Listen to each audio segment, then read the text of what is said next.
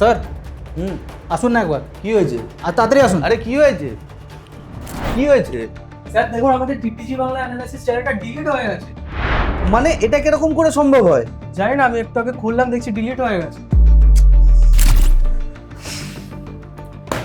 বিষয়টা হলো যে আমরা একটা চ্যানেল বানিয়েছিলাম টিটিজি বাংলা অ্যানালাইসিস। কারণটা জানেন, অনেক লোক কোর্স করতে পারছে না, অনেক কেউ বলছে যে টাকাটা তাদের জন্য একটু বেশি। তারা অ্যানালাইসিস চাচ্ছে, তারা জানতে চায় যে মার্কেট কোথার থেকে উঠবে, কোথার থেকে পড়বে। তার জন্য সাপোর্টটা করার জন্য শুধুমাত্র চ্যানেলটা তৈরি করেছিলাম। যেই দিন ভিডিওটা লঞ্চ করি, যা বলেছিলাম বিটকয়েন ওখান থেকে পড়বে, যারা যারা দেখেছে তারা জানে বিটকয়েন ওখান থেকে একদম এক্স্যাক্ট নিচে সেই দিন থেকে পড়া শুরু হয়ে গেছে। সব কিছু যা যা বলেছিলাম মিলেছিল, কিন্তু ওই আর কি, কেন ডিলিট হলো সেটাও আপনারা জানেন।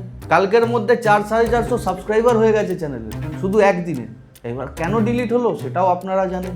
করুন কমেন্ট, কি বলবো আমরা।